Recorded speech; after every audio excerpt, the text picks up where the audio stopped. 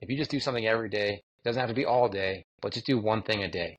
When you're on shift, you absolutely should work out. You absolutely should train. You absolutely should talk tactics and do these things that are surrounding your job. But on your days off, you absolutely should work out. You absolutely should eat healthy. You absolutely should try to read an article, watch a video, listen to a podcast, read a book, whatever the deal is. But if you just did one thing a day, those things compound over Mm. time. And I think that's the process is like you have to understand that the mindset is not about just right now, it's about the long run.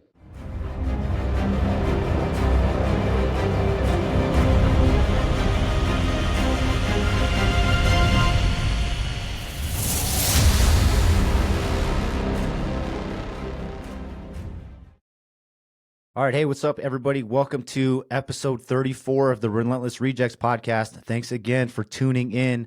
Another week, another episode, and another guest. My guest this week is Noah Katz. If you haven't seen him on social media or anything like that, it's because he doesn't exist on social media. He's one of the unicorns. Like he's perfectly okay with not getting any likes and comments on social media. Weird. I know. We were just talking about it, but he's got an extensive bio. He's done so much. You can find him out. He's a captain at Engine Company 15 in the city of Phoenix. And I personally got to meet him at Wichita Hot a couple weeks ago. And the dude is the real deal. I didn't even get a chance to talk to him too much because he's busy. He's getting after it and he's surrounded by people. He's a likable guy. And I'm wearing a shirt. If you're watching the video, I'm wearing the shirt. We're going to get into his no good dudes mantra. And so without further ado, Noah, how you doing? I'm doing great, man. Thank you for the opportunity. I appreciate it. Yeah, dude. I forget how we got connected, but I've heard a lot of people bring up your name, and I brought up the social media thing is because I was like, oh, let me look into this guy, and I'm like, he does not exist. But Yeah. where we can find you is like Priority Fire Training, right? Yeah. Let's just dive into Priority Fire Training. Where did that come from? Who's a part of it, and where do you see it going? Yeah. Prior Fire Training is it's a firefighter owned training company that I own with two other guys that both work for Phoenix Fire Department. I actually worked with both those guys at the same station for a number of years previous to a couple of us promoting out of there. But yeah, it's just, I mean, really it was born out of frustration. So I think one thing that we all have to keep in mind is no matter what organization you work for, big, small, mid-sized departments, doesn't matter where, I don't think there's a department that will ever provide enough training just because the calendars are so busy, right? And so at the time, I was the director of training for Phoenix Fire, and so overseeing the training for 1,800 members within the department. And so you can imagine, like, I had not a really good understanding of how busy that calendar is. And so that calendar is based 2 years out. So you're looking at your training calendar 2 years out. Now you're filling it with EMS training, wildland training, Hazmat. swift water, yeah, Yeah. whatever. It's just like anything that needs to go to the department is going through that counter. So when you really like break it down, we're sitting there, we're like, you know what? Like, there's never enough skill development for firefighters. So how do you increase skill development? Because at the end of the day, that is the most important thing on the fireground is having a high level of skill set and be able to perform those skills under pressure. So we're like, we need to increase that. So kind of at the same time, we were traveling to some conferences and stuff and taking some classes, making some connections with some people and just having some really good conversation. And we just said, you know what, man, like nobody in Arizona is doing this. So let's do it ourselves. Let's bring it back. Let's start a company. We're not open to just, Phoenix guys. It's open to anybody in the Valley, anybody out of state. And, we've been blessed with quite a bit of opportunity in the last year to teach at some conferences and travel out of state, do some stuff. And we're actually hosting a class next week, force volunteer class next week. And we have some guys coming in from out of state to attend the class. So it's really grown quite a bit. And I'm really excited for where this thing is going to go in the future. Yeah, no, I mean, that's cool, man. And like I said, the Priority Fire Training was the only way I was able to find you. But I mean, the material and everything that you're putting out is pretty solid. And I asked you if you actually ran the page, and you said you pretty much like kind of write it up, and then you got someone else that pushes it out, right? Because Yeah, it's kind of yeah. foreign to you. Yeah, so my partners are CJ Schreifels and Josh Brooks, and CJ's basically the social media guy. So I write the post and send to him, and he posts and with the assist from his wife, and because Ah, we're all kind of in that same realm of not being big social media guys, but that kind of comes back to the mission for what we believe in too. I mean, we talk about in the mission of our business that we're increasing skill development, but that we're also family first, and that we are really driven by our values. And that was where the name came from. Priority is like, what are we prioritizing? We're prioritizing family. We're prioritizing skill development. We're prioritizing the most important things so that we can give other people the best chance, right? And so that was all kind of in conjunction, and so because of that, the three of us are not really huge social media guys all around. So yeah. we need a little help in that department. But Yeah. So we talked about family first, and you already caught me already breaking my new rule that I tried to make was to start off the podcast with family first. But yeah, I yeah, just yeah, think the social media thing is fun to jab at you at. But let's rewind it a little bit. Let's talk about let's like give you an opportunity to talk about your family, whoever you want to give a shout out to, and how important that is to you. And then can you just elaborate on how your group, your cadre prioritize family first, even though there's a demand and that want to go out and teach and travel and all that? How do you yeah. find the balance? It is difficult at times. I mean, absolutely. I mean, I think anybody that's in the fire service finds difficulty in finding balance in their lifestyle and also with family. But for me, I have a 3.5-year-old daughter. Her name's Adler. And I mean, she's everything to me. So everything that I do focuses around her. I'm really fortunate. We work a 24/48 schedule in Phoenix. So on my 2 days off, it's me and her Yeah. for 48 hours. So I wouldn't trade that time for anything. And in fact, she's probably going to start going to school here pretty shortly. And it's like almost like a sad deal for me, right? Because I'm like, because of my days off, it's the two of us doing stuff together. And she's a rock star. She actually goes to quite a few things with me. If I have the guys over, we're talking about something, we're working on something, we're preparing something for a class, like she's all in on it. She likes picking up the tools and doing stuff. So like it's a cool thing, man. And I try to create that environment at the station that I work at. And we put family first at that station too. I think that's a really big deal for us, and that's kind of transferred over into a lifestyle change as far as the business goes, your days off, and just making sure that really that we prioritize the right things. Because at the end of the day, I think any parent can understand, like, you're just never going to get that time back. And I will self admit, like when my daughter was first born, like I was so engaged in too many projects. I was working as for the union. I was going to conferences. I just gotten done with smoke divers. I had just a ton of stuff going on. I felt really pulled in a lot of directions, and I think I just really had to refocus my energy on what's most important to me. And that doesn't mean that the fire service isn't incredibly important, because it is, man. I am all in on the fire service. I love the fire service. I love training. I love traveling. I love teaching. I love making relationships with new people and spreading my passion for what I do. But at the end of the day, man, every time I come home, I'm very quickly reminded about how important family is. And so with the business, it's the same thing. So Josh has a wife and a son. His son just turned 18, so he's kind of on the back end of parenthood and getting him off to his next step in life. And CJ has a wife and a son as well. His son is just about a year older than my daughter is. So we're kind of all over the place as far as where things are at for family. But one thing we said, at least for us as business owners, is, hey man, family comes first. If you can't make a meeting, if you can't make a class, if you can't make, you know, a post on social media because you're doing something with family, like, it's okay, man. It is 100% okay. We support each other. And I think a big takeaway from that is just really understanding the communication piece. And I think that's a big thing.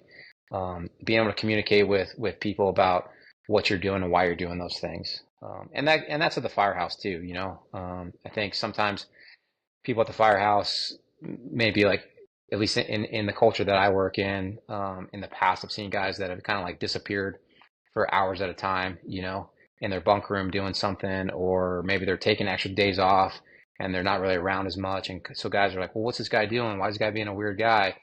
And when you really break it down, like a lot of the times those intentions are family driven, working on a project for family, taking time off Mm. for sporting events and that kind of stuff. And so for me as a captain, I really encourage my crew to take as much time as they can with their family, to bring the families to the station. So we do that every holiday, major and minor holidays. We really encourage that. We have everybody at the station. I think that's a huge deal, man, because I not only like that for us as a crew, because I think it's important for us to understand, who your family is. I want them to know us. I want them to kind of grow up together. And I see that for my daughter, man. It's like every time my daughter comes to the fire station, I take a picture of her in front of the fire truck. And so like over a 3.5 year period, I have this collaboration of like, infant and working our way up, and it's pretty cool to see. And so I think those are things that, we talk about how fast the career goes, how fast parenthood goes. And I think if you can kind of mesh those things together, it's an incredible experience. And that's one thing I do see sometimes. I'm sure you do too, but like guys sometimes think that it's one or the other. You can't have both, right? Like you got to be all fire service, or you got to be all family, and it's hard to mesh those things. And to some degree, you do have to be very good at balancing. But I do think if you can incorporate those things together, then that's really huge dividends. A captain that I first worked for when I got on in Phoenix really encouraged family at the station, and that was a big thing for me. His son was just a little kid running around the station at the time, and his son now, fast forward, is a freshman at Air Force Academy, and I had the privilege of writing a letter of recommendation for him to get into the school there, and man, that was a great honor for me. I've seen that kid grow up, and I'm just so proud of that kid and that family, and so like um, that's something that you don't get anywhere else. So I think when you mesh those things together, it's a huge impact on your own life, but also on the impact of all those families too. So I'm glad that you actually are putting all that into action, and you're actually even talking about combining the two. Like you're saying, like you got to, if it's better, if in your opinion, that you mesh them, so that way your daughter can actually see your passion at the firehouse, and then the guys are more than welcome to bring their families over, and you just create this family environment. And you also have the emotional intelligence. I noticed this, to understand the perspective of somebody that might be in their room for a couple hours or missing shifts, and just having a conversation and be like, "Hey, what's up, man? Oh, my daughter's got a soccer tournament this weekend, and you're like, dude, yeah, absolutely. You got to be there for that. yeah, But a lot of times we're very superficial, and we don't have conversations, or we don't have relationships with the people in our firehouse. And we're like, why's the dude always gone? I don't know. He probably doesn't like coming to work anymore. He's probably going to quit. And we just create this negative outlook on it. But really, that's just a family man yeah, it's trying to be good at both sides. yeah, absolutely, man. And one thing that we do at my station I think is incredibly important is part of our routine is when we come in the morning, like everybody sits at the table, like pretty much right after we check off the trucks and stuff. We sit at the table, have coffee, we make breakfast together. And I think that's a really big deal, because that's an opportunity to check in on people, right? Make sure that guys are doing okay. What's going on with the family? What's going on your days off? And really that sets a tone for what's going to happen in the next 24 hours. And even, Phoenix is a large department. We got 1,800 members. We got a lot of guys that kind of come in and out of the station. So it's not always the same people every shift. And so it's the welcoming of those people too, right? Like bring Mhm. those guys in. Hey man, how's it going? What's going on with your family? Like, are you married? Do you have kids? Like what are your kids into? Like we have these conversations, and I think that builds trust, and that trust is what pays dividends on the fire ground. And to me, that's the other benefit of that family environment. And I'll tell you kind of a quick story, but like, when I was testing for captain, I kind of had this like epiphany in my head. I was like, hey man, like the more that like I understand my people, the more they know me, then when it really matters and something's on the line, like I'm gonna make the right decision for them, and they're gonna do the right thing for me. And Mhm. and so fast forward, I got promoted to captain about a year and a half or 2 years into being a captain. We had a commercial fire at a warehouse. And I mean, we pulled up. There's smoke or there's fire coming out of the roof. We force entry into this place, and it's like seen out of backdraft, like fire as wide and as high as you can see. But the weird thing is that there's no smoke and there's no heat. So it's like a ton of fire, and it looked like super impressive, but there's no heat. And so we pull a line in there, and we ended up getting up on top of some scaffolding to try to flow water like down into like where this warehouse is. And the chief's on the radio. Hey, it doesn't look good. I was like, hey, calming him down. Hey, we're operating in a safe position. We're getting good knockdown. Just give us a minute. I'll give you an update in a minute. But as this is all going on, the guy that's on the nozzle is standing right in front of me, and his name is on the back of his helmet. And I look at the back of his helmet, and I like had this like white moment where I was just like, Noah, do the right thing. I am friends with that guy. I'm friends with his wife. I know his two boys. His two boys play with my daughter. Don't be the reason. Don't let your decision making or your bravado be a reason why this guy doesn't go home to his family and his kids. And that was a huge moment for me, man. And fortunately, we those guys did a phenomenal job on the fire ground. They put the fire out. Everybody went home safely. But we talked about that when we got back to the station, man, and that was a huge thing for me. Just a total epiphany as far as how this stuff is so important working together. Man, that's a powerful story and a great example of what separates the fire service from other professions, right? Is we actually do put ourselves in life or death situations. And you can tell when a culture or a brotherhood is strong between a company is that when you see a name on the back of the helmet, you think about that person's family because that's the culture that you've created. There's guys that I've worked with where they don't call their spouse on their shift. We were on 48s. They're like, you know what? I don't call them because I don't want to be distracted and all that. And I'm like, I call my wife every night because it could be the last time I ever talk to her. Absolutely. It's just the different ways people look at it. For whatever reason, you don't want to call your wife, but there's not a day where I don't want to at least check in with my girls. No. Yeah, absolutely, man. I'm the same way. I call my daughter every night. I FaceTime her every night, and I think it's incredibly important. And even if it's just 30 seconds, right? And I'm on 24s, so it's like I'm going to see her the next day in the morning. But I think it's so critically important because you just never know. And I think we as a fire service just have to realize, man, this job is fun, but this job is also very dangerous. And so how do we make ourselves harder to kill? Like that saying about, hey, make yourself harder to kill. And it's like, you make yourself harder to kill by training, by being physically fit, by doing all the little things that add up to big things. But you also take care of your stuff at home, man. And you take care of your stuff at home. You make sure that the people that you love know that you love them. And it's a really big thing, man. We unfortunately, in our department, we've had a couple deaths recently off duty. But one guy I went to paramedic school with, and about the same age as me, wife, two kids, and they don't really know what the cause was. He had a recent pec surgery, and a super fit guy, and his 13-year-old daughter found him at home, and it's like just boom, gone. Like, and so it's like you're at this funeral, and you're just thinking to yourself, man, dude, like you just don't know when your last day is on the job, off the job. So we have to really, really appreciate what we have and make sure that we take care of our families and that they know how we feel about them. So, yeah, I tell you, I unfortunately had to do honor guard at a firefighter funeral. It was off duty, it was like a motorcycle incident, but being at a funeral for a 32-year-old firefighter, man, that hits home. You really start to think about everything in your life and your perspective because we think that we're going to live to be 80, you know what I mean? And just, we got time, but sometimes we don't, we may not. So like with everything that we do, we need to make sure we say the things to the people we want to say them to and not push it off. Pretty powerful stuff. Which I want to ask you about this. You were actually down at the Castillo Way down in Texas. I've heard from so many people that was extremely powerful, and the people that came out to support Jesse Castillo. From your experience, what was that like? Incredible, man.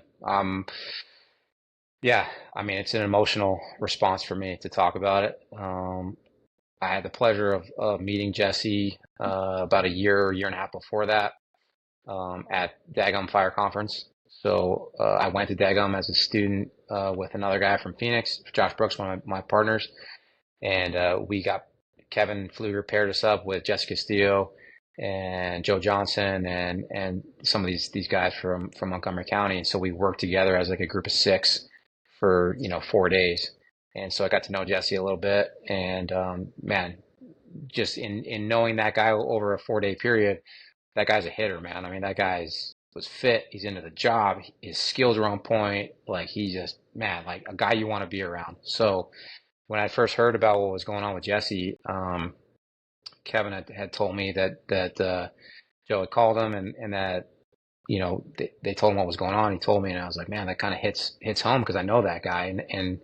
And so when he asked if I would come to the conference to help instruct, I was obviously all in on it. Man, like being there, seeing the response, seeing Jesse and his family, his kids, his parents, it was incredible, man. And just the firefighters that were there, every single guy that was there was super into the job. I mean, it's probably one of the most fun times I've had being an instructor and teaching because everybody there was there for the right reasons, Oh, and, yeah. and sometimes I'm sure you see it, like you go to a class, you go to a conference, especially in your departments, but also even when guys are paying to go to things, it's weird. Like guys will show up, but they're standoffish. They're like, "Oh, that's dumb. I know better," right? Like, but at Castillo Way, man, every single student was there for the right reasons.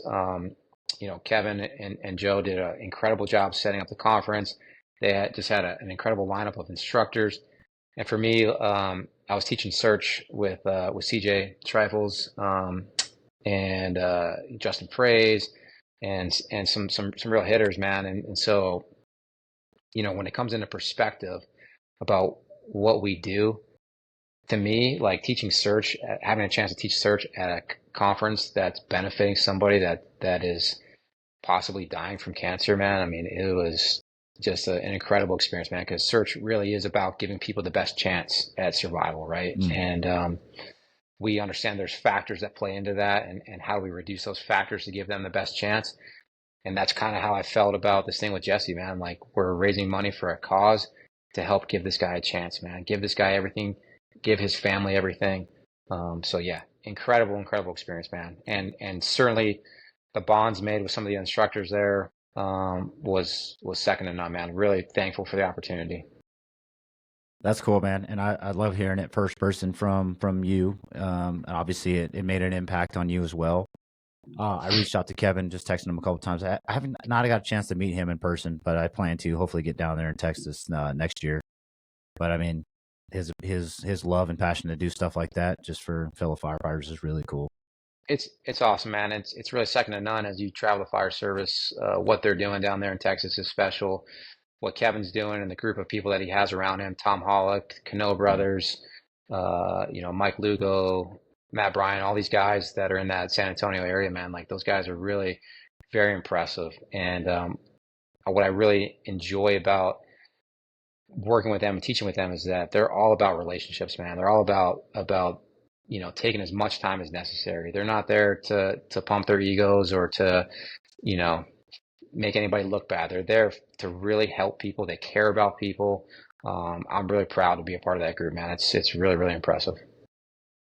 Yes, beautiful. And I know we're gonna dive into more of that stuff. And but yeah, family, brotherhood, and showing up for one another. I think showing up, like putting into action the things that we say, right?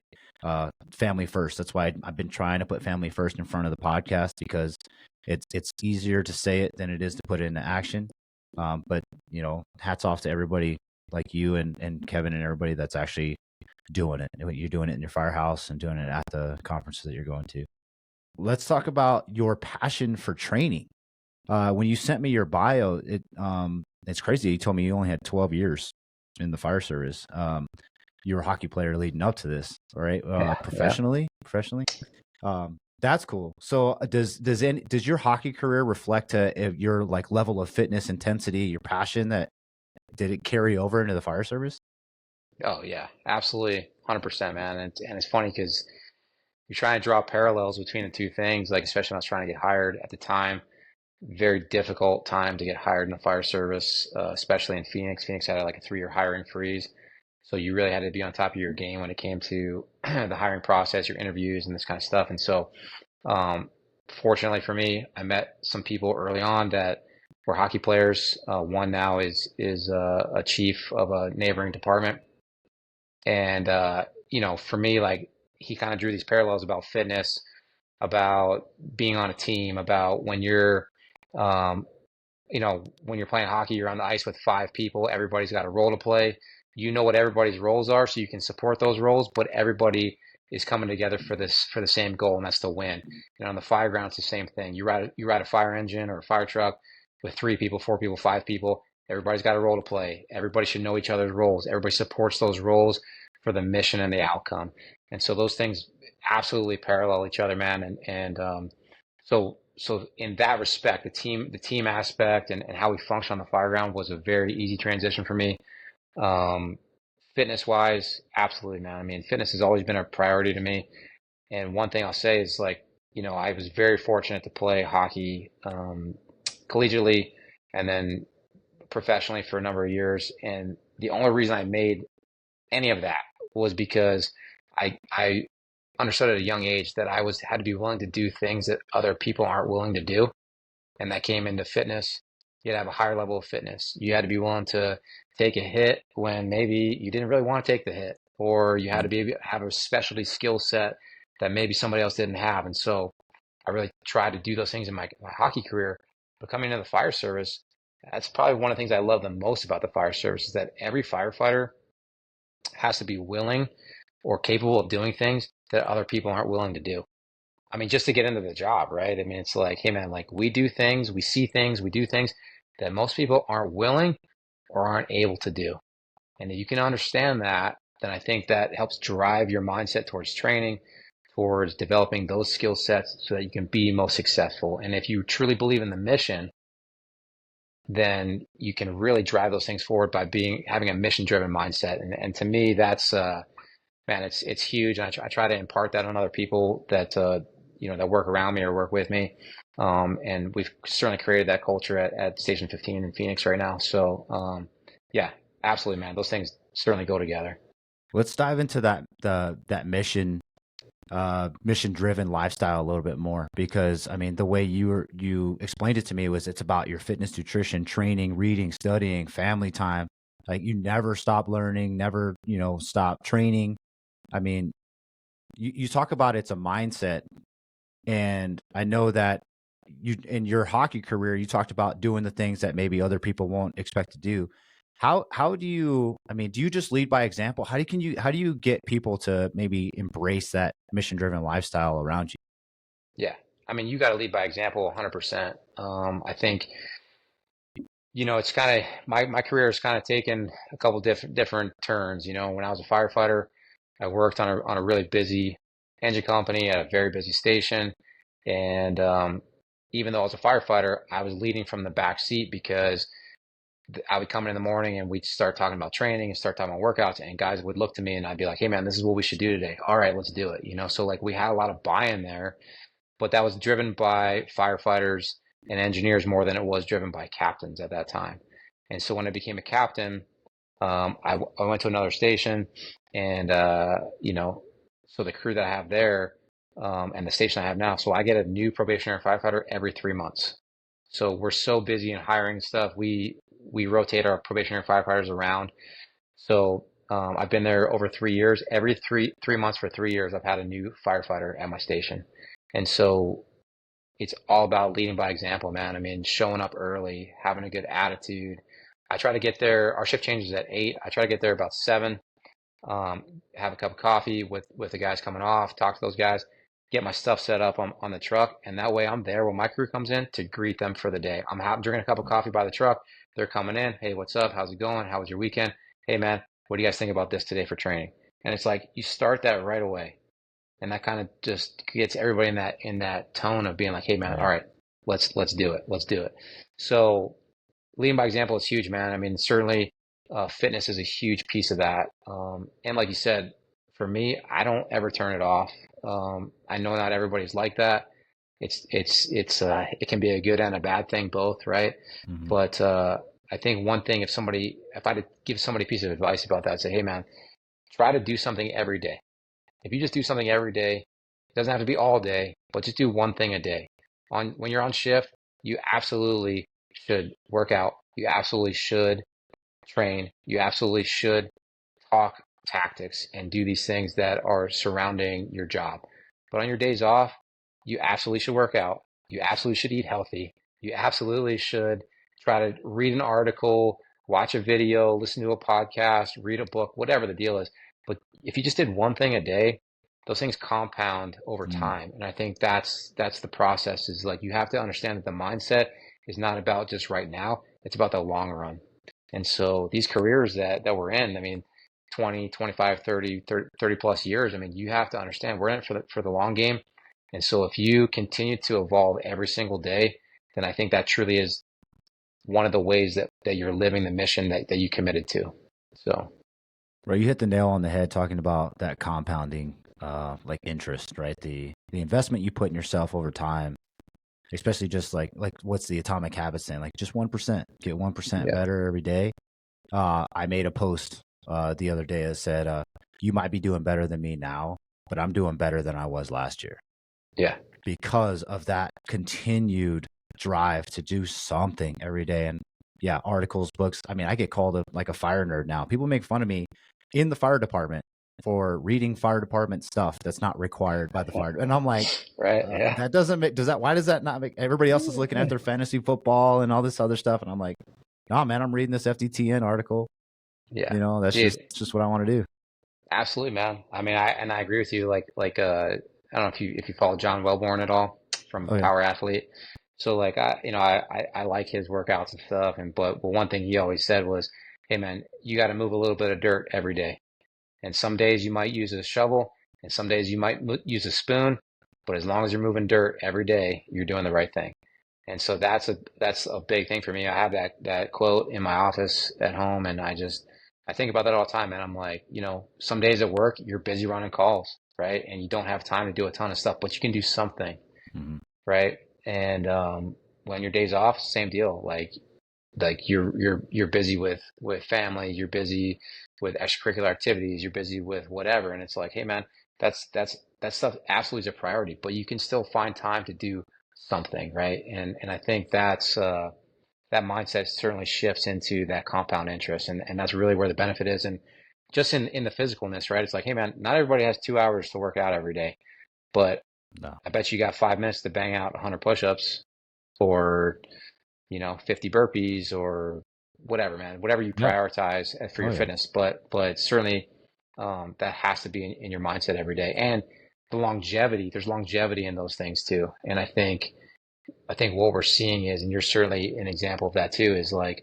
hey man, guys that are trying to be great firemen right now or firefighters are not just focused on the fire service. They're interested in becoming great people and great men, great women, great leaders, right? So it's more than just the fire service. And I think if you become a great person, then absolutely you can be a great firefighter.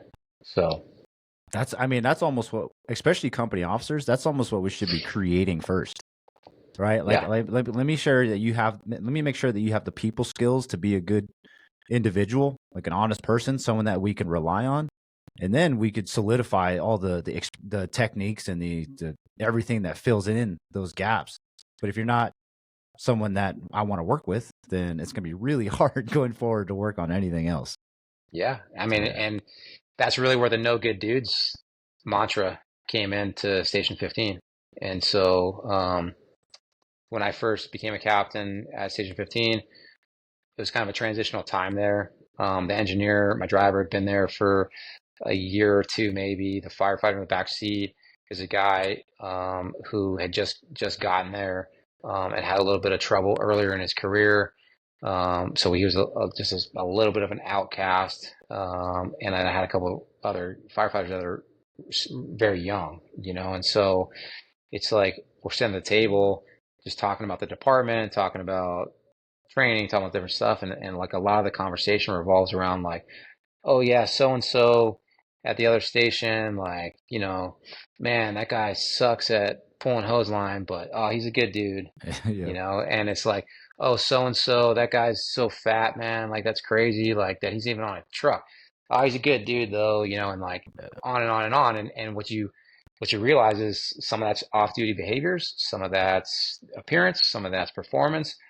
And I just one day was like, hey man, there's no good dudes at this station. I don't Mm. want any good dudes here because that's not what this is about. This is about performance, man. This is about taking care of each other. This is about having a family environment. This is about training. This is about teaching. This is about learning. And most importantly, when it's time to go to work, it's about performing on the fire ground for positive outcome. And you cannot be a good dude and believe in any of those things. So we're not making good dudes here. We're no good dudes. Yeah. And that was just where it came from, man. Those guys bought it, and it's kind of turned into this thing. And um, we're proud of that, and there's a lot of guys that will call or text or email guys at the station, be like, yeah, man, that's a cool slogan. How do I get one of those T-shirts? And it's like, man, we're sending those shirts all over the place, and I think we're all very very proud of that, man. I'm Mm. certainly proud of that. It's certainly even in our own culture, our own department, some guys look at that and don't like it, Yeah. right? And I'm like, hey, man, it's a target on our back, no doubt, but at the end of the day, if you don't have a target on your back, you're not doing the right thing. So, Thank you for saying that. I appreciate. I mean, that's the whole Relentless Rejects thing that came up, man. Like, hey, man, like I had a battalion chief. I created a logo, tried to create some pride and ownership with dudes that are getting after it. And I had a closed door meeting with the battalion chiefs. They're like, hey, man, this is creating division amongst the department. I don't want to see this. This is not an improved logo. Da da da. And I'm like, I wasn't trying to like separate the badasses from the shitbags. I was just creating something that dudes can like to represent and be like, yeah, man, I'm someone that's bought into this. I'm someone that's not just going to show up and collect a paycheck or here for the benefits. I'm here to break shit and like, kissing ladies and saving babies. That's what I'm here for. You yeah, know what I mean? I wasn't yeah, trying to like shit on anybody, but like if the shoe fit, if that's how it makes you feel, then that's how it makes you feel. I wasn't trying to do that though.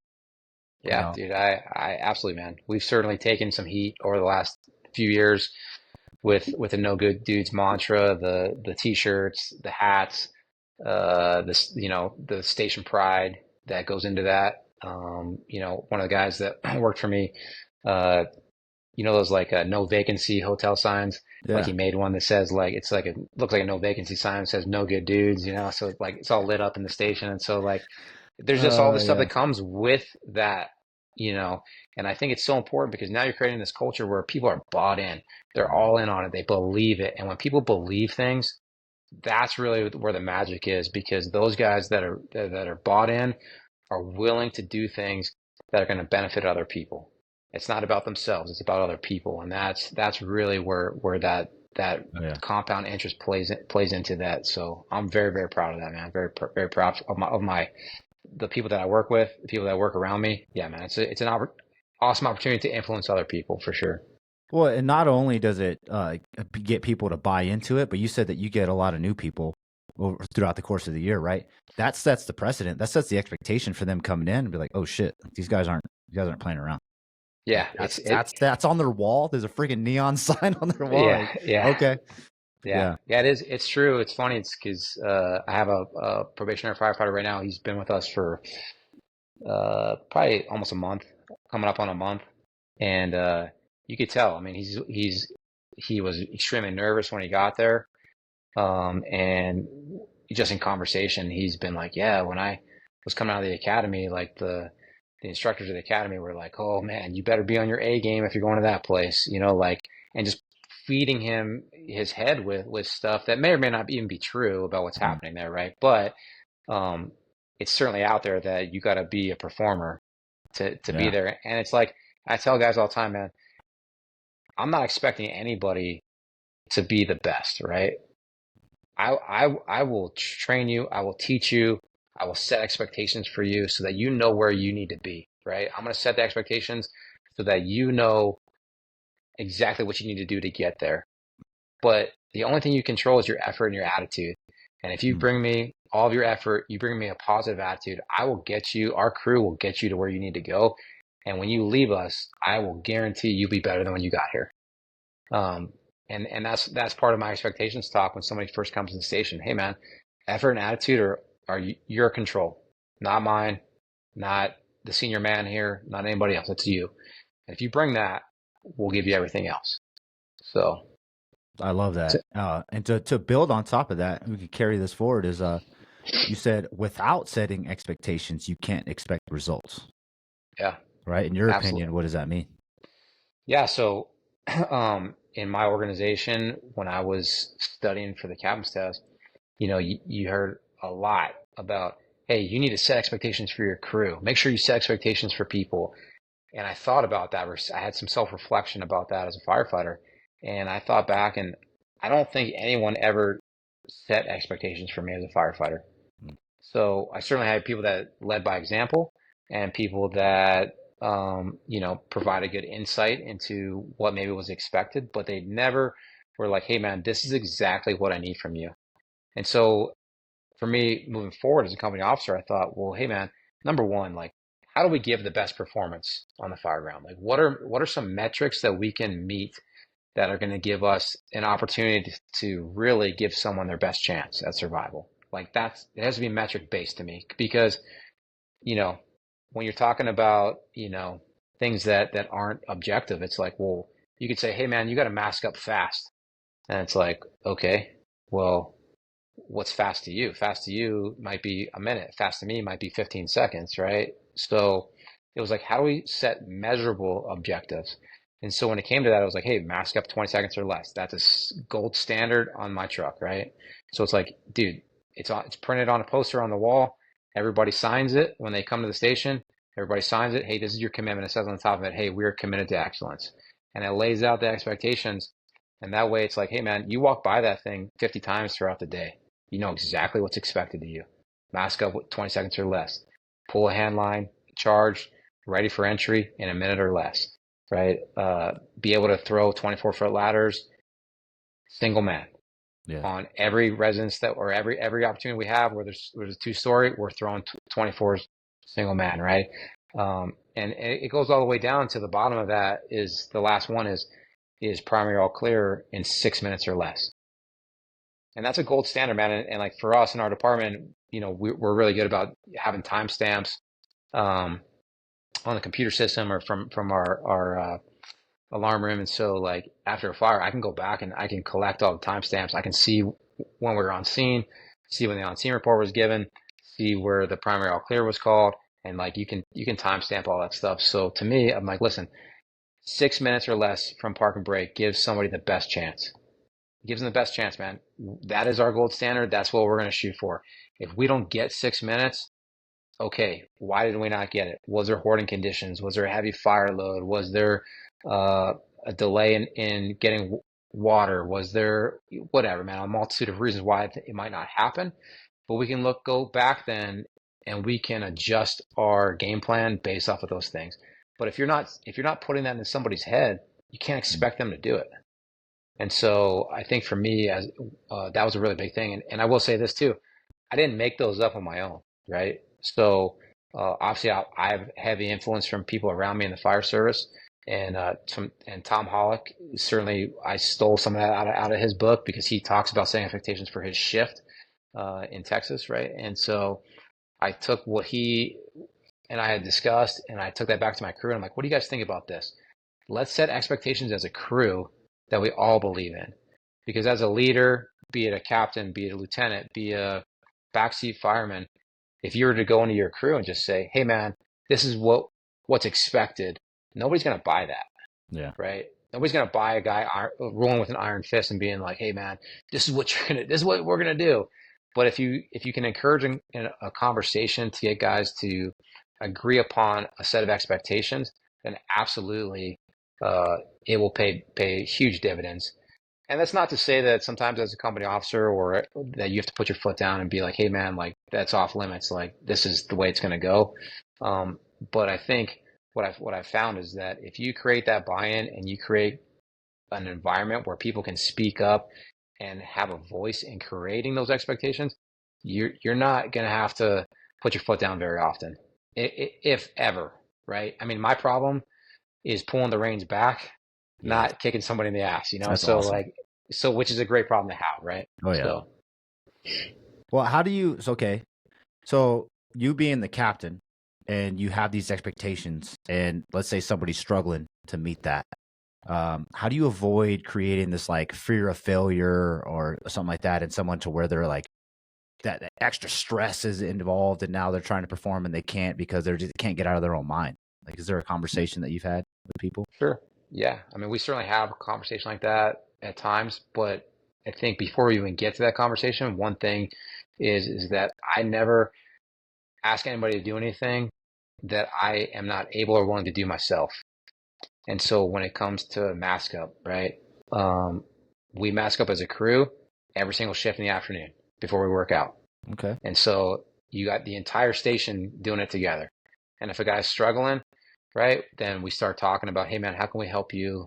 What are you struggling with? Hey, I was watching you got caught up with your hood because your thumb's like this. Or hey man, why don't you try putting your helmet through your arm here? And so we work as it together, right? And so when you're doing things together, then there's none of this like, well, hey Preston, man, your mask up time is 23 seconds and mine's 18. Like you better fucking pick it up. Yeah. You know, it's like there's none of that. And so day one, when somebody comes to my station, day one, the very first thing we do is we get turned out for time. And I found that to be something that's kind of it's kind of funny, right? Because you think about that and you're like, that is the most basic skill set like out there, right? Like turning out for time. And what I found is that in the Phoenix Regional Academy, they kind of started moving away from turning out from time because there's so much other stuff to get done that they started to move away from that. But then I'm getting, a memo from my battalion chief that has all the turnout times, response times for the battalion. And you're looking at the response times, you're like, well, hey man, how do you increase response time or have a better response time, but do it safely and effectively? And I'm like, well, you get turned out faster. Yeah. Right? In the station, get turned out faster, get on the truck, seatbelted in, you're out the door. But if you can get turned out faster, you can respond faster. Right? So, and that doesn't mean driving faster. It just means getting in the truck, getting seatbelted in, getting out the door. Right? So we turn out for time. But when we do that drill, every single person in the station does it, including me.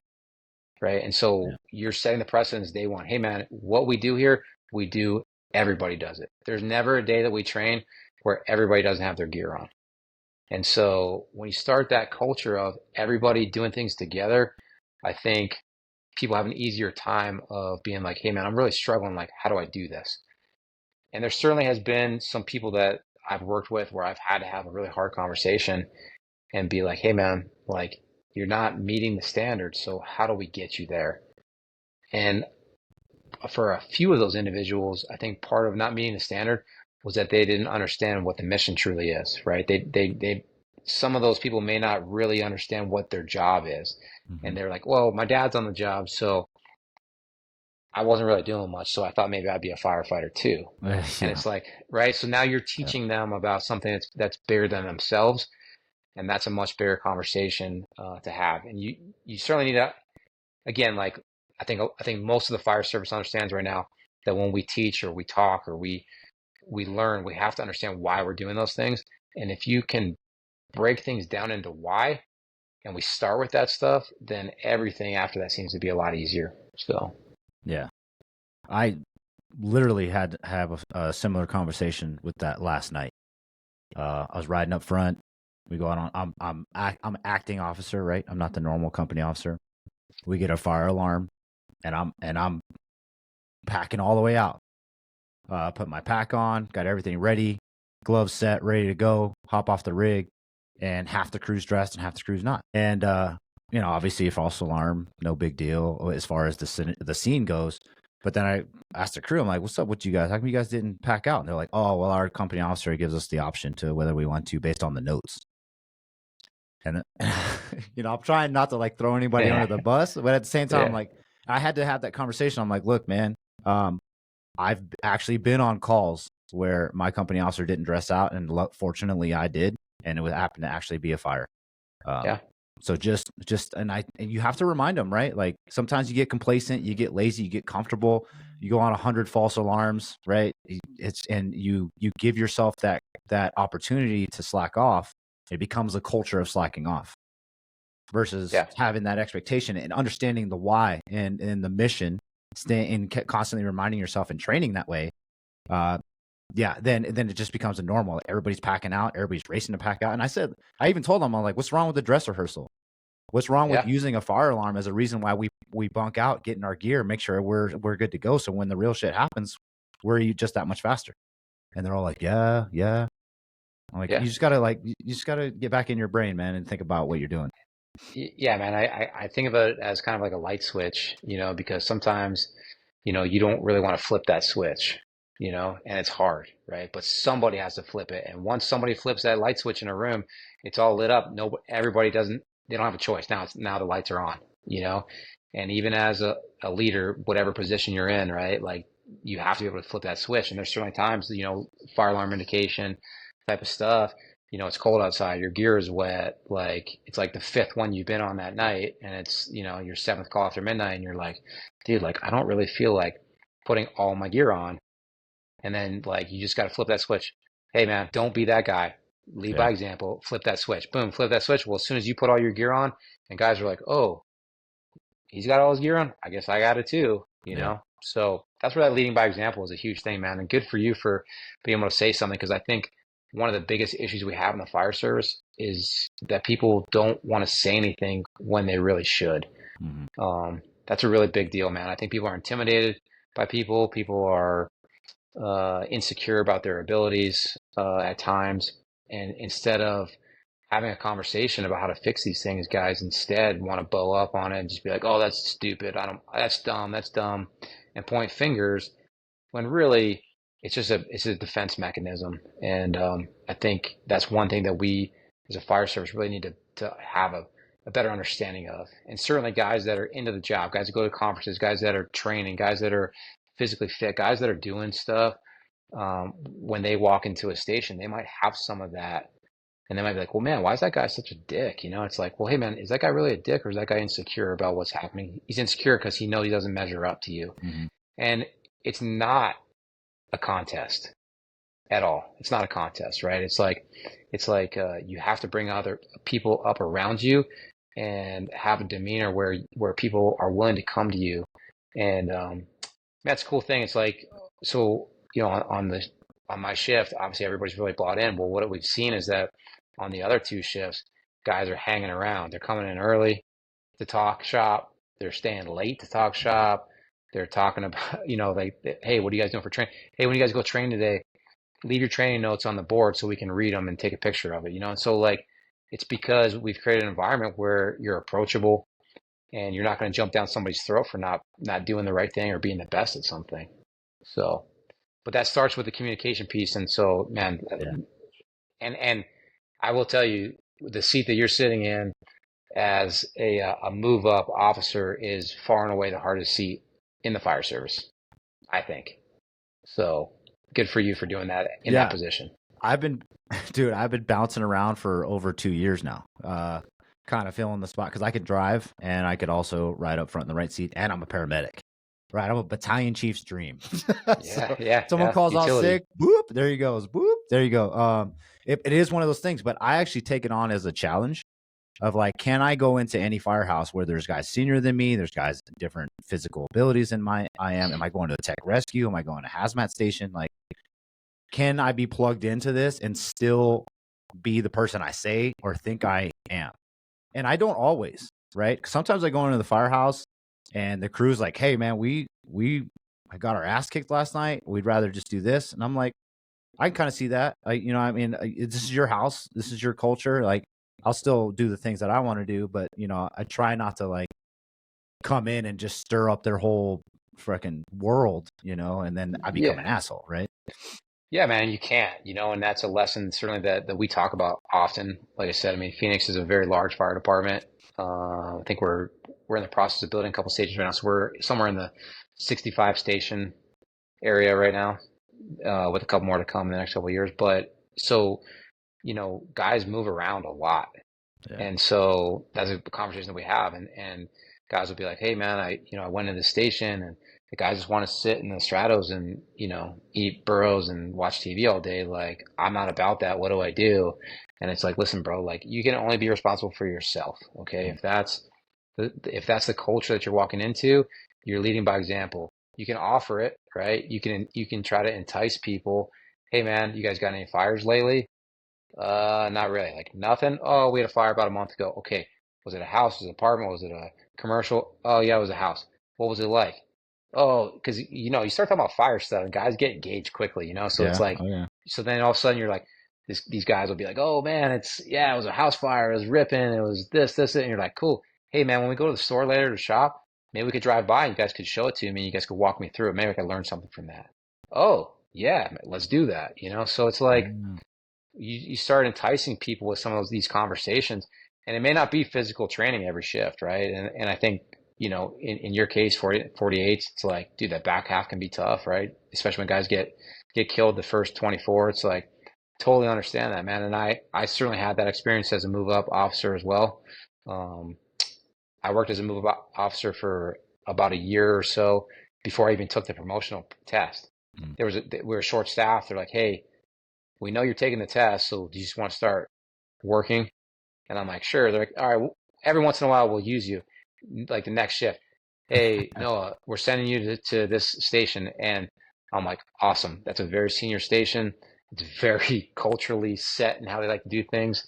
So, I mean, no better way to be tested than to be thrown into the seat of the fire, right? Oh yeah. So, but you go to those places and you have to, you know, learn how to interact. And I think you can do those things and also still accomplish things at the same time. And so it's a very difficult dance, but it only will make you better. Somebody that's in those positions that gets challenged with that only becomes a better officer, a better leader, a better firefighter because they have those experiences to build off of. So at least that's how I looked at those things. Yeah. The journey has been interesting, and I even have sets where my leadership was not great. I've rubbed people the wrong way because of the type of personality that I have, and I'm like, damn it, I was actually the officer. I should not have been getting into a verbal confrontation with one of my firefighters, but it happens from time to time. Yeah, but the journey specifically, I want to talk to you about uh, with the wins, with the losses, with the goals, because everybody, especially the end of the job firemen, they see smoke divers, they see FDIC instructors, they see all this, and they're like, man, I don't know if I could ever be that. I want to eventually work my way to that. But they don't understand the journey, the process, and uh, they don't relish in the process either. Your topic specifically was enjoy the journey, not the destination. Can you talk a Yeah. little bit about how, like, what that means to you? Yeah, absolutely, man. It gave me chills when you said that because it means a lot to me. That goes back to my hockey career. So growing up, like it was always like, hey, how do I get on this next team? I want to go on the travel team. I want to go on the all-star team. I want to get a college scholarship. I want to play professionally. I'm playing in the minor leagues. It's like I'm playing single A level. How do I get to double A level? How do I get to triple A level? How do I get to the next one, right? And so like I've always felt this need to like, hey man, I want to be at the next thing, not where I'm at right now. I want the destination, Yeah. right? And it wasn't that I wasn't working hard to get there or that I didn't understand that like things take time or that you need to work hard and develop yourself to achieve things, but I always had a destination in mind. And I think when I got into the fire service, it was kind of similar at first. First, it's like, hey man, I want to get on the job. Okay, I got on the Phoenix Fire Department. That was a huge goal of mine.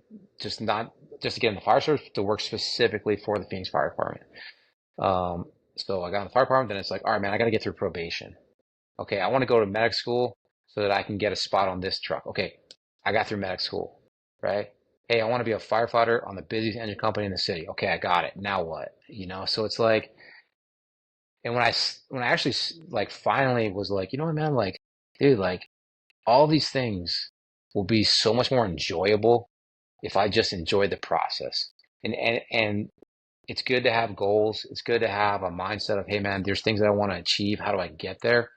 But when you truly take a step back and you enjoy the training that comes with it, you enjoy the education, you enjoy the time, like it's kind of like a shift of like, hey man, these are all things that are happening to me for good reasons. And so I'm actually developing way more here than I would if I was somewhere else. And so for me, I think when that really switched for me was when I was studying for the captain's test. It was another thing of like, I mean, the captain's test in Phoenix is a very, very competitive process. In a large department, obviously, there's a lot of people that take it. And I was like, hey, man, I need to finish at the top of the list. And so I was studying uh, a lot, like 6 to 8 hours a day on my days off. I was doing stuff at the station when I was at work. And so gearing up for the test, there was a period where they said, "Hey man, we're going to push the test back about 6 to 8 months. We're not sure exactly, but we're going to push it back 6 to 8 months because of some budget stuff, whatever." And at first, it was like devastating because you're like, "Dude, I've been putting all this time in." At the time, I was newly married. I was taking time away from family stuff. It's just like devastating. And then I actually kind of like sat back and I was like, you know what, man? Cool. I got more time to study. I got more time to move up So, into that seat. I got more time to train my crew. I have more time to learn lessons in those positions so that when I go for my interview, I have more content to talk about. So when the list came out and I was successful and I did well on the test, and so I looked back and I was like, well, why was I successful? And part of the reason why was because I had so much built up experience and things to talk about in my tactical, my interview, that there was no way that it wasn't going to work, right? So like when I went into my tactical, they give you a scenario and they're like, all right, here's your fire, run us through your fire. And I run this whole fire and I'm just like, hey man, like, how I know I'm going to do that? I've already done it. I've already been there. Like I was in command of a fire. We pulled up where we had a 14-year-old girl trapped and we had flames like, 20 feet high pulling up. The mom and dad are standing in the front yard saying, my baby's in there. You need to get in there. Like that is like the career call for a fireman in general, but that's the first fire I was in command of. hmm. So when you walk into an interview and you say that, like, how can they be like, well, you know what, man, like maybe you need another couple years to get ready. Like, I don't think so, right? But I really learned to enjoy that process because what I found is that like I didn't like being a student when I was a kid. But what I Yeah. found is later in my adult life, like I really enjoy studying. I enjoy reading about things that I like, right? Specifically fire service stuff, but like, I was talking to the captain says like, hey man, guys are like, oh, this company officer book is stupid. I'm like, I find it pretty interesting, man. I kind of like it, So if we can just shift our mind to really enjoy the process of these things and not just look at the destination, then I think no matter what, you'll be better in the end. And specifically for anyone that's in a promotional process, it's like, what's the worst thing that's going to happen to you if you're not successful? Nothing, right? The worst thing that can happen to you if you take a promotional process is you're going to be more educated. You're going to be, you know, more in tune with your job. You're going to be a better firefighter no matter where you end up on the rankings for the list, right? You can be number one, you can be number 100, but because you put the time in, you put the effort in, you're going to be better for it. And I think when I finally accepted that for my career, I was like, you know what, man, like it's a way better place. And that's certainly like going back to what we talked about in the beginning of this, that's transitioned into my family life too, right? So being able to be at peace with spending time with my daughter and not worrying about studying or doing something else. It's like, hey man, enjoy the time that you have, the moments that you have. And when you can fully immerse yourself in those individual moments, then what I find is that I'm way more fulfilled than I ever would be if I was trying to do multiple things at the same time because I feel like I need to get ahead, Oh yeah. you know? Yeah, So no, that's cool, and it's funny to think about when and I'm sure this happened, is when someone said, "Hey, we're extending or pushing the test back 6 to 8 months or whatever." You were like, your perspective was, "Oh, I get more chances to study. I get to learn the material even more. I have more time to strive for that number one." And I guarantee you, there were dudes that let off the gas a little bit, oh like, yeah. "Oh, I could chill. We got 8 months. I'm not even going to study for a while. I can just wait until 3 months out and crack the book open again." Yeah. Yeah, exactly, man. It's like guys letting off the gas. I'm like, cool, pedal down, man. Let's Yeah, go. And yeah, and that's not easy to do at all, right? At all. So, yeah. but yeah, man, the journey is where it's at, and like I said, I mean, I think this is a long career for anybody, and if you can just enjoy where you start and enjoy every moment that you go through all the way through, I think in the end, I think that we will feel very fulfilled because I don't know about everybody's organization. I know that I certainly have seen some people that I respect retire in the last few years, and they're kind of disgruntled at the end. Mm. And I'm like, I don't want to be like that. I want to walk out the door and feel like I did everything that I wanted to do. I left an impact on the people that were around me, and nobody's going to remember Noah Katz when I leave the Phoenix Fire Department. But the people that worked with me will remember that and the things that we did together. And I think those are really what matters. Yeah. And that's a hard truth that we have, right? Is we want to make an impact. We want to be the next Andy Fredericks, right? Where we and John Norman and have these textbooks and things that our legacy is carried on. But really our legacy is carried out through our family, like your daughter. You know, the pictures you have with your daughter in front of the engine, that's gonna be Noah Katz. Like when she pulls out those pictures when she's older and she's got grandkids, right? She'd be like, this is your great grandpa right here. That's Yeah. your legacy right there. Like you said, the Yeah. fire department, like it's gonna move on from you, and it has to, right? It's a business, it's an organization. Unfortunately, that's just what happens. And we have a hard time with like especially retiring. I've seen guys in my own department a couple months out from retiring, and they act completely different than they normally did. Trying to sit down and have a conversation with you, starting to get in their gear a little bit more, starting to like be present instead of sitting in the Yeah. office in front of the computer or in the recliner. And it's like, what's going on with this dude? And I remember having a company officer, like we were going through a maze, and the people that were like running the training were like, hey Cap, just so you know, like you don't have to do the maze. You know, he was like 2 weeks out from retiring. They're like, you don't have to do it. You're good. And I'm like, yo, he's got it. Because Cap, he told me, he's like, I'm not going out like that. I'm not gonna to bitch out in this training. Like he started pushing himself through. Yeah. You Yeah. know, and I'm like, Yeah. you really don't, but he's trying to like have something to stand on when he retires. And I could see that, like, you don't want to be the guy with 2 months left in your career, be like, oh, how can I make an impact? 2 Yeah. months out. Yeah, man. You gotta leave it all on the table for sure. And I think that's part of the journey, right? Is understanding like, hey man, like how can I have the greatest impact while I'm here? But also understanding that when you're gone, you're gone. But you like you said, I mean, it's a tough thing to swallow for people. When I was getting on the job in Phoenix, there was a guy who was like the man to go to get hired. And like if you mention his name, like everybody's like, oh man, oh you came from that guy? Oh wow, wow, wow. Like that's a huge deal.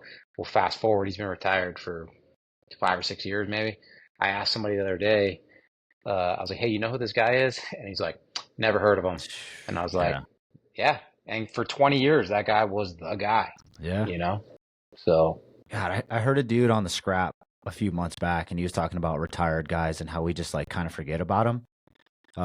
They always preach like, hey, after you retired, come back anytime, have a cup of coffee, pull up a chair. And he came, and this retired individual came back a couple of years later. It wasn't even that long. Poured himself a cup of coffee, sat at the kitchen table, and one of the new guys was like, can I help you, sir? Like treating him like some old dude off the street. And the guy was like, poured his coffee in the sink and walked out. You know what I mean? He's like, it's dude. sad, man. Yeah, Yeah. man. Yeah, it is, dude. And you know, who knows what our career is going to look like at the end. But like you said, enjoy the journey. Don't focus too much on the destination. That enjoy where you're at. Yeah, absolutely, man. Yeah. There's a topic I want to ask you about because it seems cool, but I want to know where your head is at with this. It's living the expectations of the customer. Customer service was coined in Phoenix Fire Department, right?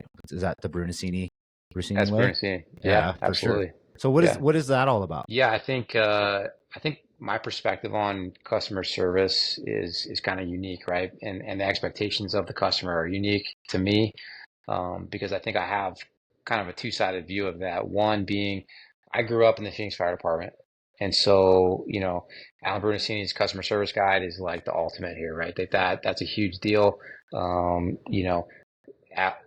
Chief Brunacini's thing of be nice. Hey, like we're when you treat people nice, like we're gonna have good results, right? When he talks about Mrs. Smith and how, like, all right, that's the ultimate customer is Mrs. Smith. And so like, how do we deliver that service to Mrs. Smith externally, but how do we deliver customer service internally to the members of our own organization, and so that we're living expectations on both sides of that. And I think so you take that, and so, but then to take that a step further, when I started getting outside of the Phoenix Fire Department and traveling and going to conferences and classes and taking, some of these classes and stuff and listening to other people talk, it kind of opened my eyes to the other side of that. Because again, if you don't set expectations, you can't expect a certain result. And so, while I always knew in the Phoenix Fire Department that customer service is number one, that is the ultimate thing here. It started here. It's very, very, very big here. We treat people nice. And I tell you all the time, man, like it doesn't matter if it's 3 in the afternoon, it's 3 in the morning. Like you treat people the same every single time when you walk into their front door, right? That's the way it goes. I mean, everybody's got regular customers, as we like to call them, the regular customers in their first 2 areas. We have one in my area that like I probably see 3 to 4 times a week, right? Oh, 15s? Yeah, we're here again. Oh, right on, man. I love you guys. Yeah, we love you too. All right. But it's like you just have to deliver that, right? So we meet that guy's expectation by showing up and listening to him and sometimes taking him to the hospital because that's all he wants to do, right? And that's fine. We're meeting an expectation for him. But when I started getting outside of the organization, I started to hear this talk about, well, are we meeting the expectation of the customer when it comes to performance, right? So now you're talking about structure fires and somebody's trapped. And they talk about, Gam Gam's in her pajamas in the hallway with an unprotected airway. Like, are we meeting her expectation? Mm. And so that shifted my mindset to be like, hey, man, we absolutely need to combine those two things. You need to have the mindset that we're providing external, internal customer service, but we also have to meet the expectation of the customer when it matters most, right? And so we do that through training. We do that through mindset. We do that through development, both externally and internally, right? Because if I develop myself and then I develop the people around me and I treat it as if I'm trying to make my replacement, and I tell my guys all the time, hey man, I'm trying to make you better than me, right? Like there's only one Noah Katz, but you can be better than Noah Katz. So I want you, when you become a captain, I want you to be a better captain than I am right now. And that's internal customer service, right? It's bringing up those people around you. And when you start putting those things into place, I think that's how we're meeting the expectations of the customer. Because we all say, hey, if your house is on fire and you're trapped inside, your family's trapped inside, like what do you expect? Well, yeah, of course you expect, XYZ fire department to show up, to get inside as fast as possible, to occupy the space, to find you, to rescue you, to put the fire out, to do all these things. Like that's absolutely what people expect. But you can't get there if you don't do all the other little things that lead up to those expectations. And so I think that's a thing right now where it's not a secret what the expectation is. Everybody knows that's the expectation of the fire department. But I think where the magic comes in for that stuff is figuring out what are the expectations for you as an individual. What do you expect of yourself? I mean, like that's a basic function that I think people don't really think about. How do you expect yourself to perform? Because we can all say, oh yeah, man, I'm gonna be able to throw a 24, I'm gonna VS this window, I'm gonna isolate, I'm gonna ventilate, I'm gonna search, I'm gonna remove, I'm gonna find Mrs. Smith and I'm gonna pull her out the window and take her down by myself. It's like, but are you? Do you have the physical capabilities to do that? Are you physically fit? Do you train in your gear and are you capable in your gear? How long does it take you to breathe down your bottle? Do you have enough air for that? Do you know how to throw that ladder with the correct placement so that you can do that function? Do you really have an understanding of the science behind closing a door and ventilating at the same time? Like, do you understand how to drag somebody most appropriately and keep their airway below a certain level? Like, so when you start putting the pieces together, you can't put the pieces together if you don't set an expectation for yourself first. So that's an internal expectation for me is like, hey man, everybody that works around me should have an expectation for how they see they're going to perform. And I certainly hold myself to a very, very high expectation. But that translates into those external expectations of, hey man, yes, in simplest form, we're going to show up, we're going to put the fire out, we're going to find somebody, we're going to rescue them. But we can't do those things if we don't set expectations for ourselves first. Because quite honestly, I think most people would agree, it's like you walk down the street, like Cody Trestrell, I saw his lecture a number of years ago, and he did that, right? He was walking down the street in Portland and was like asking people like, hey, your house is on fire, you're trapped inside, what do you expect? And they're all saying the same thing, like, yeah, come and rescue me. But they don't really know what that means because there's so much more that leads up to those things happening. And the preparation to be able to do these things when it matters most should be very, very high on your expectation list. I'm going to prepare every single day like it's happening. And if it doesn't happen, well, then that's okay. Because the next day I'm going to start preparing again. And so if we don't expect those things from ourselves, we're never going to be able to live the expectation of that customer when it matters. Man, yeah. You leave me speechless there, but a couple things though. You talked about like, yeah, the Brunestini way is like smile, treat people nice, that's some of the expectation, but you take customer service to the next level of like when Meemaw's down on the ground in her pajamas and her house is full of smoke, like your customer service level is not just a smile anymore. Now you have to perform. That's the customer service level that they expect in the moment. And then to build on that, like what you just talked about is like, oh yeah, you say you're going to throw this ladder and in VES and isolate the door and perform a rescue and do a ladder, all this stuff. But are you mission driven enough to where you're living that lifestyle? You're training in your, like you said, training in your gear. Your diet is normal. You're focusing on sleep. You're reading. You're doing the techniques, realistic style training. I think a lot of us fall short of that, because we do fall into the trap of social media and podcasts and conferences. But are we, when no one's looking, performing those skills to make sure that when the tones drop, we're actually doing them, or are we just saying that we will and then may or may not rise to the occasion?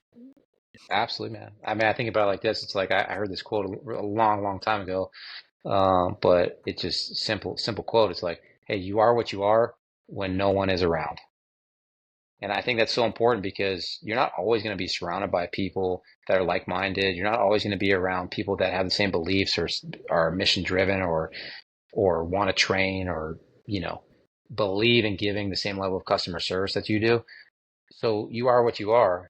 But if you accept that, you set a high expectation for yourself and you're meeting your own expectation, it's going to pay dividends in one way or another, right? And so you're right. I mean, I think one thing I think about is this. It's like, so if the expectation is that we show up when we rescue somebody from a fire, well, is your expectation doing that in under 6 minutes?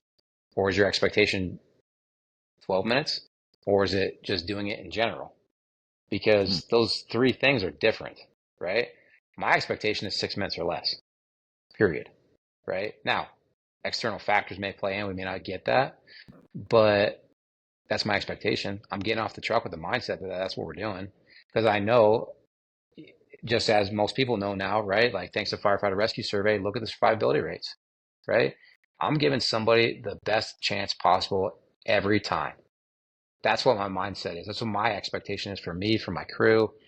That's what I expect for the citizens of Phoenix, right? I live 2 miles from a Phoenix fire station. So I live in the city of Phoenix. I'm proud of that, man. I'm proud to live in the city that I work in. I live 2 miles from a fire station where there are people that work at that station that I trained personally. So when my daughter goes to bed at night, I know who's coming for her. I feel good about that, right? Because I know what the expectation is. So there may be days that I look at the roster to see who's working there and I might be like, I don't feel so good about that, right? Because I know what my expectation is.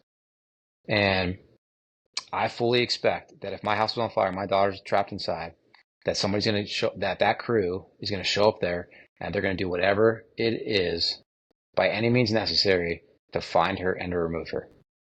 And that's for me. So does my neighbor deserve any less? No. My daughter, my neighbor next door is actually a fireman also, but he works in another department about an hour away from Phoenix.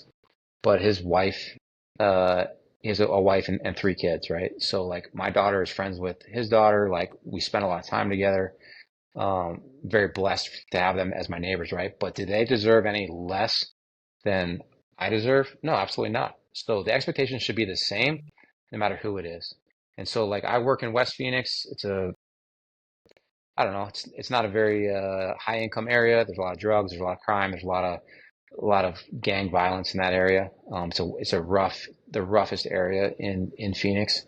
I chose that for a reason, right? Because obviously you want to go to work, you want to be a ghetto fireman, right? But with that being said, Mrs. Smith in West Phoenix doesn't deserve any less than, somebody deserves in North Phoenix where they live in $1 million house, right? Like it's the same expectation every time. And I don't care what fire station I work at, north, south, east, west, central, it doesn't matter. I'm going to deliver the same thing every time because that's my expectation. So, Man, that's beautiful.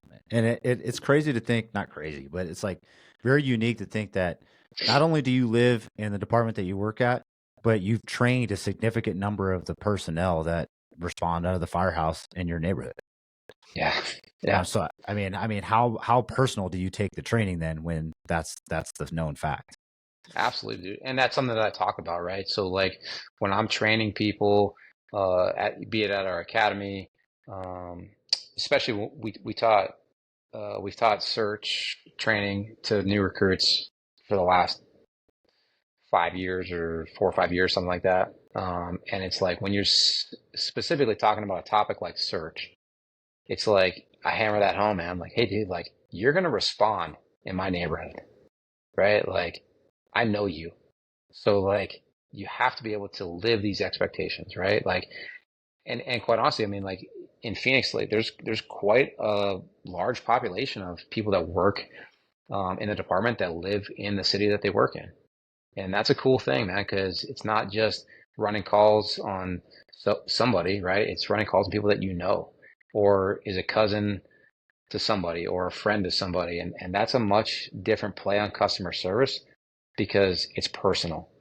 And because it's like when you're at a restaurant and you get a bad service from a server at the restaurant, like at the end of the day, like you don't know that server, they don't know you. If they give you bad customer service, like you're pretty much just like, well, fuck it, I'm never gonna eat at that place again. But it doesn't really matter, right? Well, when it's the fire department and it's your hometown and it's the people that you know, like there is no option. We are the only option. And so we have to be the best at those options. Yeah, you can't just expect a different fire department to respond to your house. Like No, you get what you and get. you get what you get. And unfortunately, I say that sometimes. It's like, hey man, these people, Mrs. Smith doesn't choose ABC shift. She doesn't choose Battalion 1 versus Battalion 3 versus Battalion 19, right? Like she gets what she gets. She lives in West Phoenix. She gets Battalion 3 on B shift, Engine 15.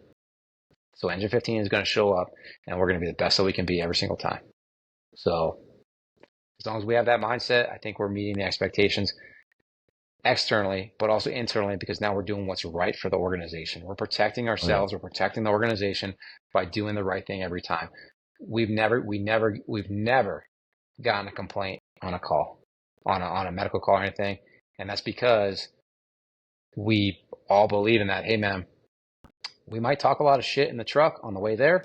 We might talk a lot of shit on the truck afterwards, but when we're there, it's 100% professionalism. Yeah, that should at least be the standard to keep you and your crew out of trouble for sure. Well, Because yeah. yeah, some of those if they recorded some of the conversations in the apparatus, we'd probably all be behind bars. Oh, yeah. Yes, absolutely, man. It's like, yeah, we had one couple shifts ago. It's like I'm like reading the notes, and I was just like, the guys are like, "What is it?" I'm like, "I'm not even going to tell you because it's so ridiculous." You know? Yeah, for sure, man. All right, we're coming up an hour and 23. I got one more topic that I want to talk to you about since you're heavy into training. You got your cadre and you're traveling, talking about training. I want you to dissect this for me. Task versus skill development training. Yeah, absolutely, man. So that's something that we talk a lot about is like, hey, man, are we just performing tasks or are we really developing skill? And so you can look at that a few different ways, but one way that we've kind of transitioned that into our training at the station, I'll talk about how we do it at the station, and I can talk about how we move that out into actually teaching classes. But at the station, working out in gear is a big thing for us, right? And I think that's thanks to, a lot of people in the fire service right now, like there are some really heavy hitting dudes that are pushing training in gear, which is awesome. I love it. I've trained in gear for a long time.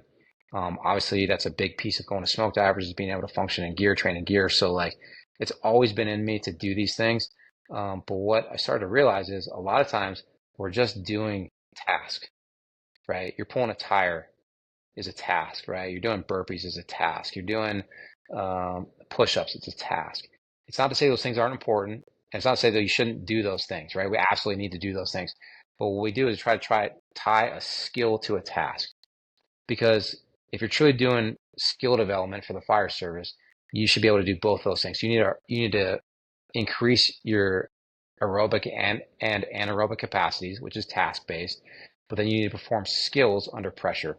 Because when you pull up on that fire in the middle of the night and mom and dad are in the front yard screaming their 14-year-old kid is in there, you got to go to work. But those are skill sets that allow you to decrease your time to the interior where you can occupy the space where you can find that 14-year-old girl and get her out of there. So how do we do that? So for us, one thing that we talk about doing when we train in the afternoons at 15 is task versus skill. So we'll put it on the board. Hey man, we're going to do a tire pull. You're going to pull a tire, 100 yards. Cool. When you get done at that tire, you're going to mask up for time. 20 seconds or less is the standard. You better mask up 20 seconds or less. Cool. Done with that. Hey, now you're going to walk back. You're going to do 50 sledgehammer strikes. That's a task, right? So you're done with that, right? Now you're going to crawl through the low profile prop and get through the wires. That's a skill, right? So it's just counterbalancing both of those things at the same time, right? And so what we found is that most people can mask up, they can throw their bottle, they can pull a line, they can throw a ladder, they can force a door. Anybody can do that stuff when you're fresh. But if you can't do those things under stress, under duress, under increased heart rate, under increased respirations, under increased blood pressure, then it really means nothing, right? And so we talk about stressors of the job. I think Rob Ramirez, he might even said it when he was talking with you, but like I love Rob. I think Rob's awesome. And one of the things that he talks about is like you can't replicate the stress that you would feel in a Mayday situation, right? And I fully believe that. But what I do think you can do is you can increase the stress in everything else so that you can perform and hopefully prevent yourself from having that Mayday to begin with, right? So if I'm so conditioned physically and I'm so good at manipulating my skills with loss of dexterity that I can mask up fast, I can throw my ladder, I can stretch my line, I can force a door, then I'm reducing my time to getting inside, to doing the tasks I need to get done inside. So now we're achieving our tactical objectives faster, we're having more positive outcome, and the incident is becoming stabilized way faster than it would if I weren't doing any of those things at all. So that's essentially the overview of that. And again, like when we're teaching a class, especially with priority fire training, we try to do some of that stuff. So we have a force entry class next week that we're teaching, and we do just that, right? We do basic. We're teaching basic irons class, right? So we start out with, hey man, this is the Halligan, this is the length, this is the width, this is how we use it, this is how we gain mechanical advantage. So now we understand all those things. Now you start building some skill set, and now you take away some vision. You take away some of their auditory exclusion by adding loud music. Now you put them in a box so they can't manipulate their body the way they would before. So add that stress in. So now they really have to perform. And I think when you can find a way to train both those things simultaneously, we're having a way better benefit in the end than if we were just training one of those things at a time. And it's not to say that you shouldn't just work out to work out sometimes, because you absolutely should, and I do it almost daily, right? But when you're at the station, if you incorporate some of those things together into firefighter-based skill development, I think you're getting more bang for your buck. But they are so and I'll use like if you were to go to like a class on hose line management, right? So if you took Kevin Pfluger's daggum push, right, and you're learning how to hip grip and a flow water while moving for the first time, like you can't do both of those things at the same time. That's a skill development. So you have to have a base skill before you can add in that the pressure of having an increased task at the same time. But so I would encourage people to, raise your skill level, increase your anaerobic output at the same time, and then marry those things together and see what happens. Because I think you'll find that you will have better output in both those areas simultaneously. Yeah, that's a great philosophy on that with specifically the task and the skill, and then the anaerobic and the aerobic, because there is a large, especially with like the smoke divers being pushed out, and everybody knows about smoke divers now, and there's people with very training gear platforms where it's like, yeah, burpees, lunges, up downs, things like that. But I like your philosophy on, yeah, like you are going to do some of those things, but then we're going to incorporate skill sets for your job in the middle of that, so you're fatigued and you still have to perform. I like the idea of like pulling the tire, so now your arms are kind of gassed and you still got to mask up in 20 seconds. I Yeah. mean, that's pretty cool. I mean, just out in Wichita, I was doing live fire burns with Dan Mishler's cadre, but one of the stations was forcible entry, and one of the drills was for time. Like, hey, you're going to get through all 4 of these door props, which are outward swinging, and then you got to turn around and come back in and do inward swinging. And halfway through the inward swinging, I like locked up. I'm staring at the door. I can't even remember which side of the Halligan to put in the door. I'm so freaking gassed.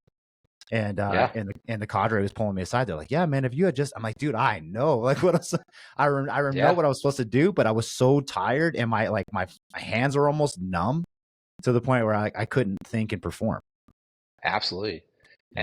And that's exactly what I think we're after with that. And so like on my crew, right, in the afternoons, we work out in gear every afternoon, somewhere between 4 and 5 o'clock, depending on what's going on, or running calls or whatever.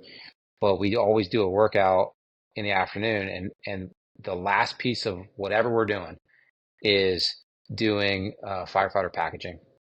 And so and again, we have different ways to do it. Sometimes, use like a pick off strap. Sometimes we'll do just like the regular way that everybody has been taught, kind of stuff, seatbelt conversion type of stuff. But the point is that it's the very last thing that you do. So you are the most stressed out. You're the most tired. You're like, dude, we just worked out for an hour. Like, I'm now I have to think for a second. And that thinking piece, it's amazing what goes out the window. We had a guy that came in that worked with us a couple weeks ago, and he's worked with us a couple times before. He's probably got about 2 years on the job, young fireman. And so we tell him, hey, this is what we're going to do. We're going to do this workout, and when we get done, we're going to do this packaging drill. And he's like, okay. When it comes to the packaging, and we're like, hey, man, call your mayday. And he's like looking at us like with like wide eyes, and he's like, and we're like, mayday, mayday, mayday, and then Yeah. and he's like, oh yeah. And that's like, so it's like I talked to him after. I was like, hey man, like what was going on? He's like, I don't know, man. Like I was just stressed out. I was tired. I just forgot. And so like you're like, dude, that's why we do it like this. We do it under stress, because if we're sitting at the kitchen table drinking coffee at 9 in the morning, guaranteed you could answer any question that I throw at you. But now you're stressed out and you got to do that skill. It's a totally different scenario. Yeah. So, and that's what we're after, man. I think getting to that point, like you're saying for you, like, dude, like that's going to pay such dividends the next time you got to force a door, because you're gonna be like, no brainer, man, I got it. Mm-hmm. Right. And that kid, God forbid, he ever gets in a melee situation, he's going to be like, oh yeah, I can do that. So, Yeah. Stress inoculation, right? Putting yourself in those stressful situations. I don't think we do it enough to ourselves in the fire service. I mean, you hold your crew to a standard, but I think the standard along the fire service is, make sure you get a workout in, which could be like a bro lift or walking on the treadmill, and then yeah. get some training in, which is like, hey, let's go walk through this apartment complex and look at standpipes, and then call that training. Yeah. I will say this about training in general, is that I think most organizations and even some cadres, when they're teaching classes, cater to the lowest common denominator because they have to, right? Yeah. And that's unfortunate, but that's the whole thing. I guess my view on that is, hey, I understand that, but we shouldn't be lowering our standards or our expectations to meet those things. If they can't handle it, then so be it, man. Not everybody needs to be a smoke diver. Not everybody needs to be an elitist in anything, but they should be working towards being their best. And so wherever you leave the expectation, wherever you decide that the bar is set, people will meet it. If you raise the bar, people will meet it. If you lower the bar, people will meet it. So we should continue to raise the bar because people will continue to meet it.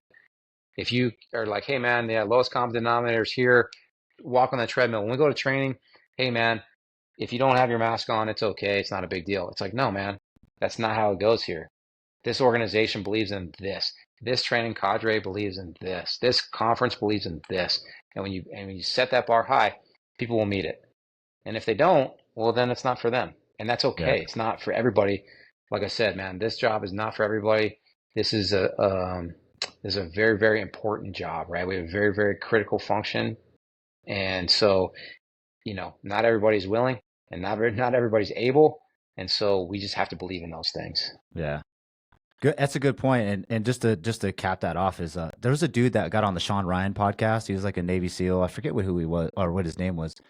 But in San Diego during BUD/S training, they have to like traverse this rope that's like 100 feet off the ground, right? Not often, but every now and then a dude would fall off and kind of jack himself up, right? Fall 100 feet, of course, like, or however many feet they are on the rope. They incorporated a safety net underneath to prevent guys from hurting themselves in the scenario. And guess what happened? Dudes were dropping off the rope more often because they had a safety net underneath them. Yeah. So they took that like ability to like, they took that bar and they lowered it and created this like extra safety net to where guys are like, oh, this is really hard. And they let go and they're like, okay, I'm good. Versus like, if you let go, you're going to jack yourself up. So you better like meet the standard. And so they eventually took the net back out. So it was a cool story, man. I think that's what we need to do in the fire service, man. Like, hey, this is the expectation. This is what we're going to hold you to. Absolutely, dude. And again, I think people get in the mindset of like, hey man, well, we're not making that many fires, or we're not doing this much of whatever, right? And so that complacency factor allows people to make decisions and to believe that the safety of the firefighters is the most important thing. And I'm not saying it's not important, right? I mean, I want my crew to go home. I'm not wishing anybody get hurt, burnt, killed, whatever, right? But what I am saying is if you don't understand the risks that are involved and raise the expectation, then we'll never be the best that we can be. And I say that a lot. And when we're teaching is, hey man, to me, the best firefighter is the most educated, the most trained, the most able to make independent decisions on the fire ground for the most positive outcome of the incident. And if you can train somebody and teach somebody to be that way, then you're going to have the safest firefighter and you're going to have the best firefighter. And absolutely, that's really what we're after. Yeah, absolutely. And you couldn't have said it any better. And I think that's a great way to cap off this conversation. And like I said at the beginning, before we push record, it's like we could go probably forever and talk about this stuff because I love it. But, for the truckies out there, we can't go really too much farther than an hour and a half. Otherwise, their attention span goes away. That's right.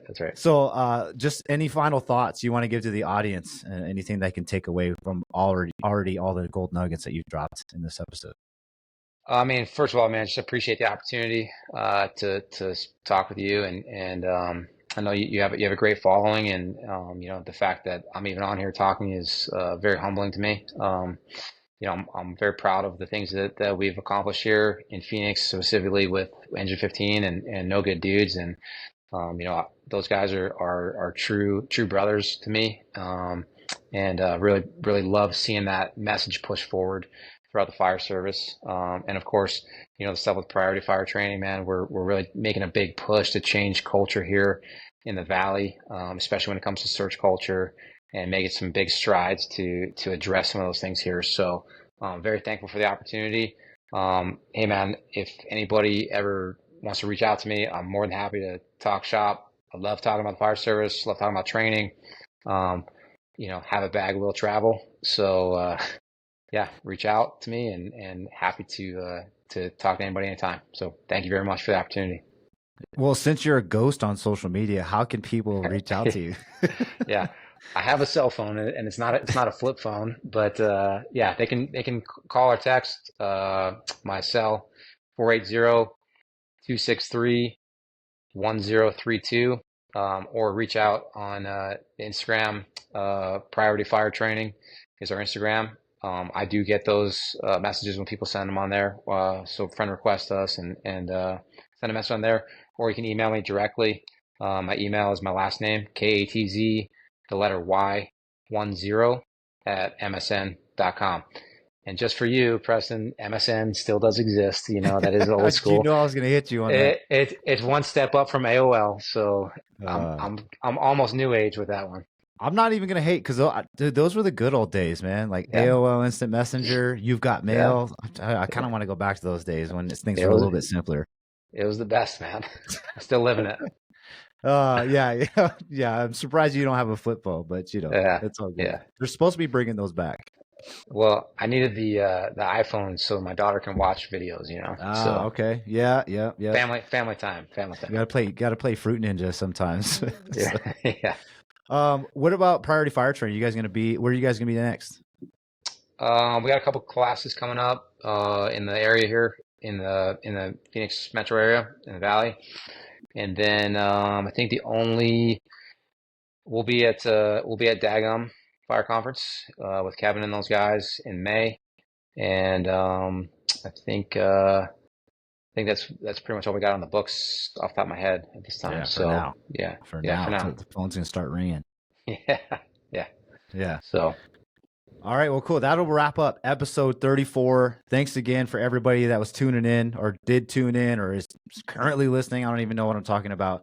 I know you found value in this episode. Please help spread the word and share this with like-minded individuals. Like, subscribe, comment, leave a review, and reach out to Noah. I mean, I met him in Wichita. Like I said, met him in Wichita for the first time.